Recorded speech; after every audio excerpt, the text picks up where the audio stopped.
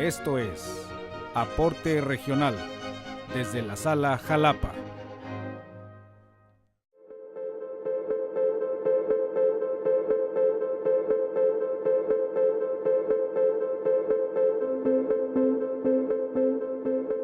Con motivo de la celebración del cumplimiento de una década más de impartición de justicia electoral por el máximo órgano jurisdiccional de nuestro país, los pasados 1 y 2 de septiembre, en la ciudad y puerto de Veracruz, la Sala Regional Jalapa llevó a cabo el evento denominado 10 años, 2006-2016, Balance y Perspectivas de la Justicia Electoral en México, en el cual fueron impartidas 2 conferencias magistrales y se desarrolló una mesa de análisis.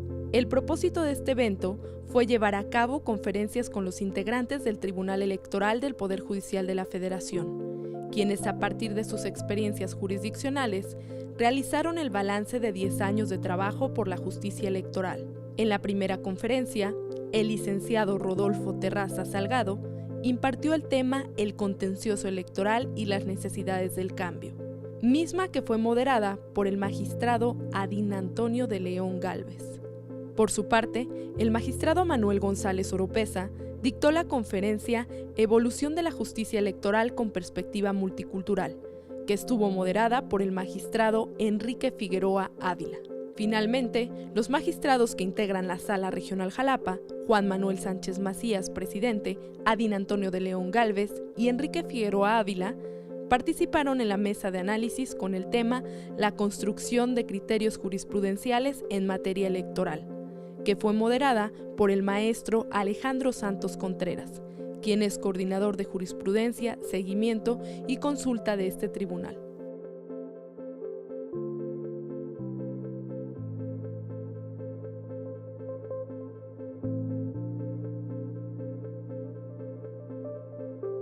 Les diré qué ha sucedido ya en estos 20 años a grandes rasgos y por qué el tribunal creo que ha consolidado realmente un sólido papel dentro de las instituciones de calificación jurídica de las elecciones en todo este tiempo.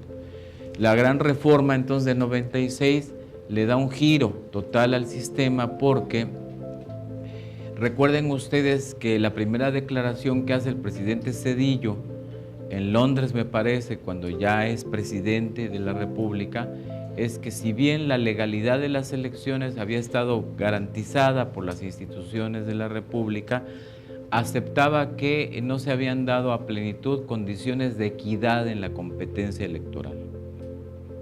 Eso lo dijo en Londres el presidente Zedillo. Y al haber declarado eso, que le toman la palabra a los partidos políticos y que le dicen, pues vamos pues con la reforma electoral definitiva para que ya no haya discordias con motivo de los comicios. Y esa es la gran reforma del 22 de agosto de 96, la que da origen al Tribunal Electoral del Poder Judicial de la Federación. Como ven, para entonces pues ya había una expertise interesante, porque pues ya había cuadros formados de gente que sabía de lo contencioso electoral, que sabía de formas judiciales, de procedimientos, de trámites, de cómo debía dársele curso a los medios de impugnación. Por ello es que para nosotros pues esta reforma es la joya de la corona, porque realmente se logra la expresión más acabada que pudiera lograrse de la justicia electoral, que es integrándola al Poder Judicial de la Federación. Y aunque a algunos no les ha gustado esta transformación constitucional, yo pienso que el tribunal llegó para quedarse ya en el Poder Judicial de la Federación. Y la razón que encuentro para sostener esto es que de los 3 poderes de la Unión, el que de algún modo ha mantenido una situación más equilibrada, más prestigiada, digamos, de más solidez institucional, con sus altibajos, claro está, ha sido el Poder Judicial de la Federación. Y para fortalecerlo aún más, recuerden que hubo una reforma importante en 95 en el Poder Judicial de la Federación que da un paso definitivo para erigir a la Suprema Corte como un tribunal verdaderamente constitucional y crea el Consejo de la Judicatura Federal, fortifica en muchos sentidos al Poder Judicial Y como eso se acababa de hacer en 95, cuando discuten el tema de la equidad de las elecciones, los partidos políticos con la Secretaría de Gobernación, viene el planteamiento de que se integre el tribunal al Poder Judicial de la Federación para darle más solidez a un sistema que estaba siendo ya transformado para lograr verdaderas instituciones de justicia constitucional en la República. Entonces todo eso pesa demasiado y finalmente se llega al esquema que ustedes conocen, que ustedes han estudiado de hoy en día del Tribunal Electoral. Si vemos las reformas, pues trajeron cosas realmente muy relevantes. El que era un sistema de medios de impugnación solo para preservar la legalidad de los actos se vuelve un sistema mucho más integral, más completo, porque se tendría que garantizar ahora la constitucionalidad de los actos y resoluciones. ¿Y por qué para un abogado es de gran importancia que se diga que no solo hay un control legal, sino también un control constitucional? Porque cuando a nosotros se nos habla del control constitucional, se abre el horizonte de la jurisdicción y se pueden ponderar principios, valores, ¿no?, supremos que están en la Carta Fundamental y que permiten darle una plena cohesión, digamos, a un sistema determinado. Entonces, el ser garante de los principios constitucionales en materia electoral, pues realmente fue una novedad del propio sistema. Adiós la calificación de la elección presidencial en manos de la Cámara de Diputados y por primera vez sería el tribunal el facultado para calificar y hacer la declaración de presidente electo. Se le quita pues al Poder Legislativo una función muy importante porque de acuerdo con el sistema de división de poderes del presidencialismo clásico, es el legislativo el que declara electo al ejecutivo. El cambio constitucional mexicano dice, ya no es el legislativo el que declara electo al ejecutivo, lo es el Poder Judicial a través del Tribunal Electoral.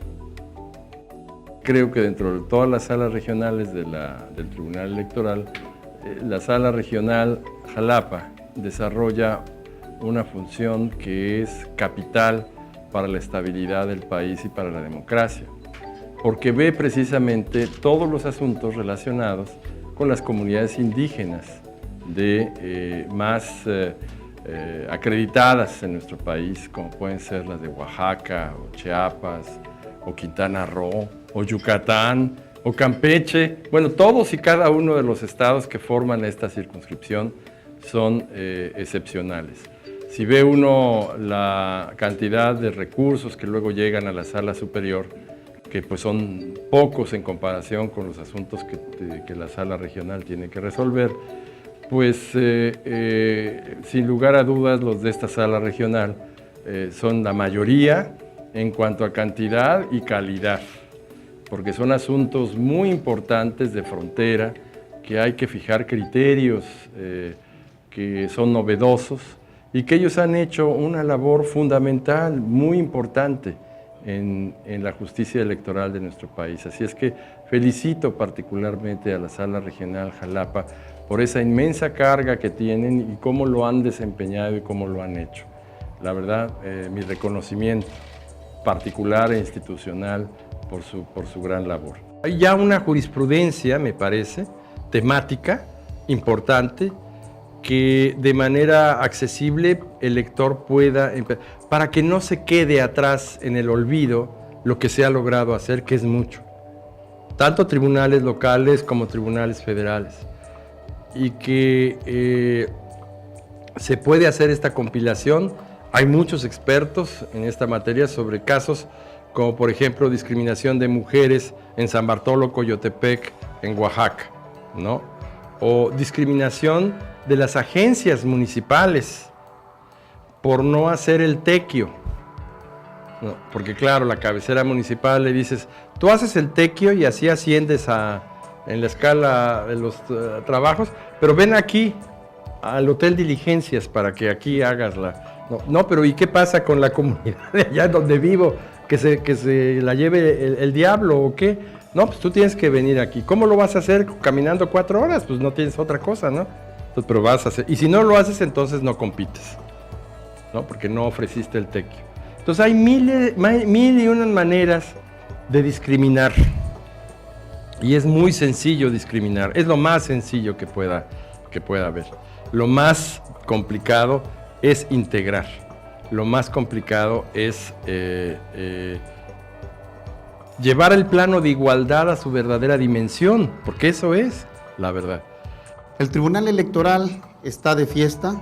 Apenas el mes pasado cumplimos 20 años ya de la adición del Tribunal Electoral al Poder Judicial de la Federación, y eso es lo que festeja también los magistrados de esta sala regional, 10 años de justicia electoral en esta región de nuestro país. Qué mejor con una mesa, compartiendo con 3 grandes juristas, lo digo no por estarlos acompañando y moderar esta mesa, sino porque los conozco, a los tres magistrados que me honro acompañar hoy. Los conozco desde que los 3 eran secretarios de estudio y cuenta en sala superior, y me consta precisamente la entrega que ellos han tenido al Poder Judicial de la Federación, al Tribunal Electoral, y qué mejor caso que en la construcción de los criterios jurisprudenciales que hacían ellos como secretarios en su momento. Y estoy seguro hoy también que los criterios que ya en su momento van a aportar a nuestro derecho electoral, con sus tesis y jurisprudencias que estoy seguro pronto tendremos en nuestro portal. Yo recuerdo en el contencioso electoral tipo Suprema Corte, el presidente no se le asignaba expediente, sí votaba y todo, pero no se le asignaba expediente, y en orden alfabético el que seguía era el entonces magistrado Raúl Carranca, ¿sí? Que era mi jefe. Y me acuerdo que cuando llegó el primer expediente, y también algunos de ustedes se los he comentado, pues así como lo recibió el magistrado, me lo pasó. Y yo agarré, y es literal, es en serio, iba yo con el expediente, y todos mis compañeros, entre ellos Rudy, que ayer estuvo con ustedes, el maestro Terrazas, Macarita Elizondo, Gregorio Galván, el ahora magistrado Flavio Galván, Fernando Gesto, que era magistrado instructor, iban atrás de mí, y a ver qué va a hacer con el expediente, ¿no? No les miento, literal, ¿te acuerdas, magistrado, de cuando estábamos en Hamburgo 18, ese edificio que te tocó a ti? Estábamos en el segundo piso, literal, pregúntenselo a cualquiera de la época, me senté así en el piso, a mitad del... Y digo, no me puse a llorar porque Dios es grande, ¿no? Pero ¿y qué vas a hacer? ¿Qué voy a hacer? ¿Qué vamos a hacer? Porque empezamos a construir, ¿sí? Todo ese tipo de situaciones, todo lo que ayer dijo Rodolfo, y efectivamente empezaron a salir las primeras sentencias, ¿sí? Hay que decirlo, fueron escasos los criterios, pero ya fue muy posterior. Hay todavía hay unas memorias del Tribunal de lo Contencioso Electoral donde vienen rescatados incluso algunos pocos, creo que 4 o 5 criterios jurisprudenciales de lo más relevante que tuvimos. Ayer platicaba Rodolfo toda esta historia. Del 90 al 96 somos el famoso TRIFE, el Tribunal Federal Electoral, y de ahí viene, maestro, amigos, de ahí viene la famosa, no sé si recuerdo bien, Unidad de Jurisprudencia y Estadística, ¿sí? Que por muchos años, incluso ahí en el lobby, en la entrada de Oficial de Par Historia, ahí estaba el membrete, ¿no? Ya no estaba ahí la oficina, pero ahí estaba. ¿Y qué hacíamos? Y hay que reconocerlo, la verdad, no teníamos la visión hoy, por ejemplo, que desde que se está redactando la sentencia, mi querido maestro, ya se va preparando el criterio de jurisprudencia o de tesis.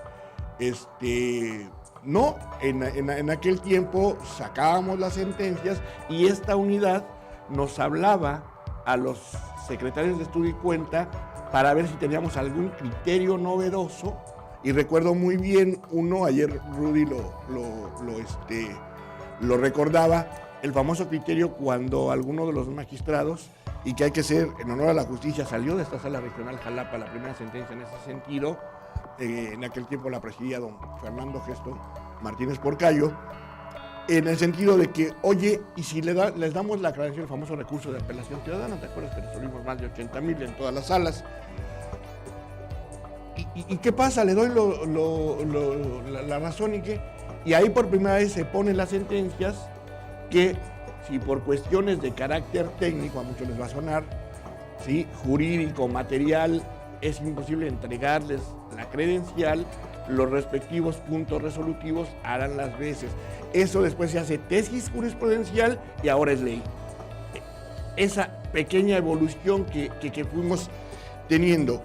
A partir de la reforma del 96, ya que formamos parte del Poder Judicial de la Federación, se crean dos comisiones. Se crean las famosas comisiones de las OPs, antes AG, para emitir la opinión que la Corte nos pedía en materia de acciones de inconstitucionalidad y para crear precisamente la Comisión de Jurisprudencia, ¿sí? Y ahí se crea, maestro, por primera vez una comisión integrada por los secretarios, que me acuerdo muy bien, porque mi jefe, el entonces magistrado Mauro Miguel Reyes Zapata, me lo dijo a mí, y creo que los demás magistrados se lo dijeron a los demás. Me dijo, a ver, Juan Manuel, usted va a ir a la Comisión de Jurisprudencia. Me dijo, ni va a recibir bono especial, ni se le va a pagar más, ni le voy a relevar de los asuntos, me tiene que seguir sacando los proyectos, pero aparte va a ir, y nos reuníamos, ¿sí? ¿Te acuerdas más ahí en el que fue mucho tiempo el aula B? ¿Sí? Y nos reuníamos una vez cada 20 días, los miembros de esa comisión, con los proyectos leídos, no solamente de nuestras ponencias, de todas las demás ponencias, y empezar a discutir las ideas. No, ¿cómo propones eso? Eso no va para tesis. No, eso no cumple las características, no es novedoso. Eso está repitiendo lo que dice la ley.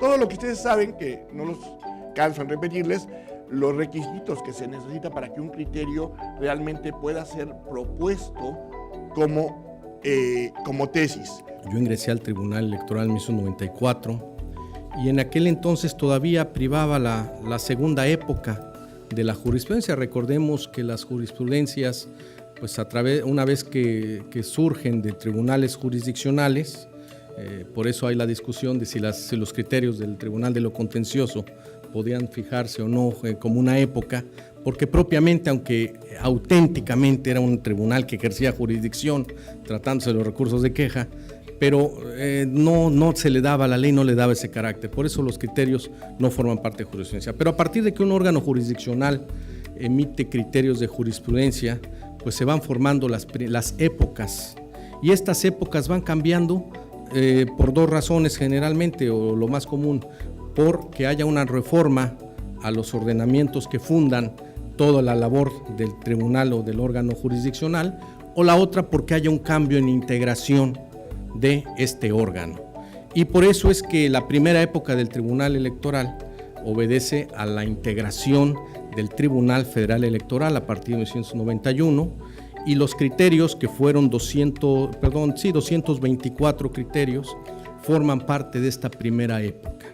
Una segunda época se da a partir de las reformas de septiembre, del 3 de septiembre, publicadas en el Diario Oficial de la Federación de 1993, donde, como ya lo hemos escuchado en el mes pasado y en los eventos que hemos tenido oportunidad de presenciar, pues existieron reformas muy importantes. Se elimina el sistema de calificación política tratando de secciones de diputados y de senadores, y como consecuencia de ello se crea la Sala de Segunda Instancia del Tribunal Federal Electoral, integrada, como el día de ayer ya se recordaba, por magistrados de circuito del Poder Judicial de la Federación y el presidente del Tribunal Federal Electoral. Por eso ahí se forma una segunda época. Los criterios tanto de la Sala Central como de la Sala de Segunda Instancia constituyeron esta segunda época, los cuales fueron 125 criterios, que sumados a los 224 criterios de la primera época, teníamos 349 criterios muy interesantes, muy importantes. Viene la reforma del 22 de agosto constitucional y luego las reformas a los ordenamientos secundarios del 22 de noviembre, en donde, como ya también lo hemos escuchado, se da un cambio fundamental a las nuevas competencias y atribuciones del Tribunal Electoral. Para empezar, el Tribunal Federal Electoral se incorpora al Poder Judicial de la Federación, como ya lo hemos recordado, pero eso es importante y me llama mucho la atención, quiero detenerme tantito en este tema, porque el decreto de reformas a la Ley Orgánica del Poder Judicial de la Federación, ya incorporado el Tribunal Electoral a este órgano, establecía en un artículo transitorio quinto, publicado en el Diario Oficial de la Federación del 22 de noviembre de 1996, establecía que los criterios de jurisprudencia sostenidos por la Sala Central y Sala de Segunda Instancia del Tribunal Federal Electoral, según corresponda, decía, estoy citando textualmente, continuarán siendo aplicables en tanto no se opongan a las reformas establecidas. Pero había un segundo párrafo donde establecía: para que los criterios de jurisprudencia a que se refiere el párrafo anterior resulten obligatorios, se requerirá la declaración formal de la Sala Superior del Tribunal Electoral del Poder Judicial de la Federación. Hecha la declaración, la jurisprudencia se notificará de inmediato a las salas regionales, al Instituto Federal, etc. Entonces, ¿qué pasaba con la jurisprudencia? Y a mí en ese momento me llama mucho la atención. 349 criterios que sirvieron de base para la actuación del Tribunal Federal Electoral se constituían en doctrina prácticamente y podían ser válidos siempre y cuando no se opusieran a las reformas de aquel entonces, trascendentales, como el día de ayer lo escuchamos, y además que existiera precisamente la declaración de obligatoriedad por parte de la Sala Superior. La actual jurisprudencia está inscrita, me parece, en una época efectivamente garantista, este garantismo impulsado por Luigi Ferrajoli, sobre todo en la teoría penal, ¿verdad? Es Luigi Ferrajoli el que la empuja hacia el tema del garantismo penal y otros estudiosos, por supuesto ávidos siempre de tener las mejores herramientas para impartir una justicia sólida, ven en el garantismo de Luigi Ferrajoli elementos que se pueden llevar también hacia otras disciplinas jurídicas, y qué mejor que el derecho electoral, que necesita y requiere tanto contar con valores que sobre todo a nuestra sociedad le den certeza, seguridad de la legitimidad de las personas que resultan electas, y el garantismo ofreció y ofrece y sigue ofreciendo importantes herramientas, importantes elementos en ese sentido. Y por supuesto, junto con el garantismo, creo que en todos los foros escuchamos con mucha frecuencia un concepto que yo realmente trato de dimensionar en toda la amplitud del concepto. Estamos en una época del Estado constitucional y democrático de derecho. Y es todo este concepto tan largo, ¿no? ¿Qué significa? Como ustedes recuerdan, y no voy a distraerlos porque es un tema que ustedes pueden conocer mucho mejor que yo, la sociedad moderna ha transitado por etapas que me parece que son claramente diferenciables a partir de la Revolución Francesa, donde se erige por primera vez los basamentos de un estado de legalidad. La ley se vuelve el instrumento central, recuperando Aristóteles, se vuelve el instrumento central de la conducción de la sociedad.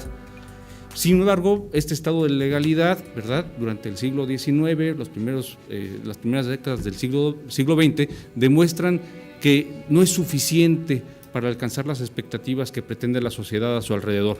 Empezamos a ver corrientes o teorías económicas que van acompañadas a este desarrollo del estado de legalidad.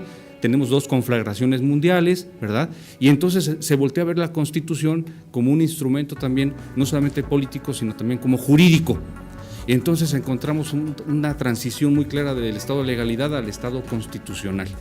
Sí, pero el estado constitucional requiere que vaya acompañado también de una serie de herramientas para poderlo aterrizar a los casos concretos. En una norma política ya la tenemos ahora como norma jurídica.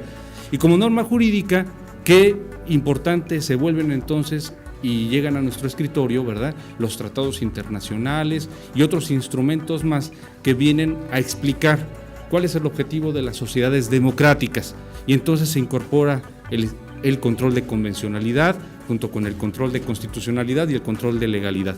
Y me parece que la jurisprudencia está precisamente en ese estadio ahorita, en lo que conocemos como Estado constitucional y democrático de derecho, en la idea de que todas las sociedades ahorita aspiran al concepto y a llegar a ese espíritu elevadísimo de denominados de sociedad democrática.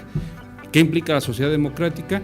Un Estado en donde los principios de igualdad, de libertad, incluso el de fraternidad, aquel lejano, me parece que está detrás también, en donde persigue que la igualdad no se vuelva únicamente un mero discurso, sino realmente se vuelva una guía de conducción en nuestra sociedad, alcance toda su plenitud. Y yo creo precisamente que la jurisprudencia, esta época en la que nos ha tocado y nos toca participar, está nutrida con esos principios, con esos valores, y bueno, les quiero comentar que muy humildemente, desde esta óptica, pues trataré de dirigir mis esfuerzos, de ir ofreciéndoles a ustedes en esta tercera circunscripción plurinominal algunas ideas, algunas reflexiones que abonen en este camino y que ojalá juntos todos, tribunales, OPLES, Instituto Nacional Electoral, FEPADE, todos podamos desde nuestras distintas fronteras y trincheras contribuir a una justicia electoral que es la que aspira nuestra sociedad, nuestro país y nuestro pueblo.